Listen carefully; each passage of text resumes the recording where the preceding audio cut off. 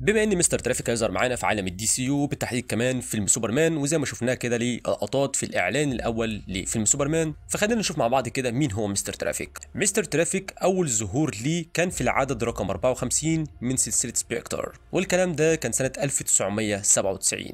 فالقصه بتاعته محزنه جدا حتى بمعايير الابطال الخارقين. بعد خناقه ما بينه وما بين زوجته عن الدين وعدم اهميته، زوجته كانت حامل وقتها وحصل ليها حادثة عربية ماتت فيها. هو حاسس ان النقاش ده هو السبب في تأخيرها لحد ما حصل الحادثة، وان اخر كلام بينهم ما كانش كويس، والموضوع ده خلاه يفكر في الانتحار في النهاية. واثناء حزنه ظهر ليه السبيكتر ووراه بطل العصر الذهبي تيري سلون، وده اول مستر ترافيك. ولما شاف التشابهات بينهم وشاف حياة سلون ونضاله للعدالة، اتشجع مايكل وقرر يكون هو كمان مستر ترافيك. مايكل هولت إنسان عادي، بس لو سألته عن مهاراته هيقولك ببساطة إنه عنده موهبة طبيعية في إنه يبقى عنده مواهب طبيعية. فهو شخص عبقري عنده علم ومعرفة في مجالات كتير، يعني زي ما بنقول كده هو شاطر في كل حاجة، بس مش أي كلام. ده بيذاكر الحاجة لحد ما يتقنها، بيقدر يتعلم مهارات معقدة بسرعة ويحفظها، حتى إنه اتعلم عمليات جراحية معقدة بمجرد قراية كتاب وساعد دكتور ميدنايت. فممكن تقول انه زي تاسك ماسكر بتاع دي سي، بس اللي بيقدر يتعلمه مش مقتصر على الحركات البدنية. العلامة المميزة لمستر ترافيك هي التسفير، كرة روبوتية دايما بتلاقيها حواليه. الكرات دي بتعمل حاجات كتير، زي انها بتعمل هولوجرامات وتشتغل كأجهزة اتصال، وكمان تقدر تخترق الكمبيوترات وتطلق طاقة تضرب حتى شازام. فالتسفيرز مش بس بتطير بسرعات عالية، دي كمان بتشتغل كأنها مقذوفات، وغالبا بيستخدمها مستر ترافيك في الطيران لأنها بتقدر تشيل وزن جسمه. كمان حرف التي الأسود اللي على وشه مش مجرد زينة، ده قناع معمول بتقنية النانو ومرتبط بجسمه على المستوى الجزئي.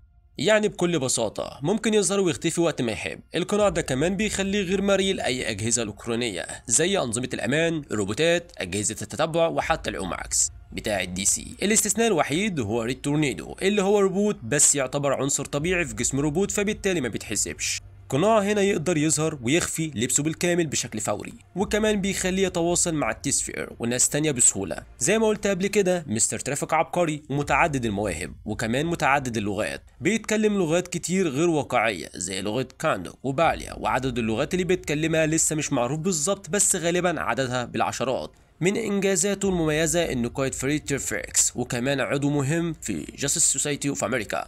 كلمة فير بلاي اللي على الجاكيت بتاعه تعتبر تكريم لأول مستر ترافيك تيري سلون. مستر ترافيك بيعتبر ثالث أذكى شخص في العالم، لدرجة إنه عنده 14 شهادة دكتوراه، منهم 2 في الهندسة والفيزياء، وكمان عنده شهادات عالية في القانون وعلم النفس والكيمياء والعلوم السياسية والرياضيات، وهو واحد من الثلاثة الأبطال الخارقين في دي سي اللي عندهم تدريب طبي، والتانيين هما دكتور ميدنايت وكمان باتمان. بيعتبر كمان واحد من أفضل 10 مقاتلين في عالم دي سي. كمان هو حاصل على الحزام الأسود في 6 أنواع مختلفة من الفنون القتالية، وده غير إنه حصل على ميدالية ذهبية في الأولمبياد كرياضي متكامل. عنده منافسة ودية بينه وبين باتمان، لأن الاتنين بيعتبروا من أذكى الناس على الأرض، لكن باتمان عنده نقطة قوة ضد مايكل هولت، وهي إنه مالك شركة سايبر وير بتاعة هولت نفسه. فمايكل هولت بنى نفسه بنفسه، وبعدها بقى مليونير بجهده الشخصي. وبالطبع زي ما اي شخصية كوميك ناجحة، مستر ترافيك مات مرة على الاقل. مات لما طعنه او الامريكان كيد اللي كان وقتها مملوك من شخصية كيد كارنفال في العدد 32 من سلسلة جاستس سوسايتي اوف امريكا، بس دكتور فيت رجعه مرة تانية. مستر ترافيك عنده موقف برضه غريب ومميز عن الدين. هو المفروض ملحد وبشدة، وده رغم انه شاف احداث زي موت وعودة هوكمان، وشاف بنفسه سبيكتر، لكن عنده عدم ايمان قاطع باي دين. مرة قال ان الحاجة الوحيدة اللي عنده ايمان فيها هي فريقه، وطبعا ده كله كلام ملناش دعوة بيه، لان الكلام ده كله مش هيمشي مع الدين بتاعنا، احنا ناس موحدين بالله. بس حبيت اديك فكرة على السريع. ما علينا. بالنسبة لظهوره في الاعلام، مستر ترافيك ظهر كذا مرة خارج الكوميكس. لويس لين جابت سيرته في حلقة ابسولوت جاستس من مسلسل سمولفيل، وكمان ظهر في جاستس ليج انليميتد، وبدأ يبقى من الشخصيات الأساسية بعد ما مارشن مان هانتر خرج من الخدمة. ظهر كمان في مسلسل الأنيميشن المظلوم جاستس ليج أكشن، وشفنا نسخة من عالم موازي ليه في فيلم دي سي الأنيميشن جاستس ليج كرايسيس أون تو ايرز. وفي نسخة تانية من مستر ترافيك في عالم بديل ظهرت في فيلم دي سي الأنيميشن جاستس ليج الملوك والوحوش،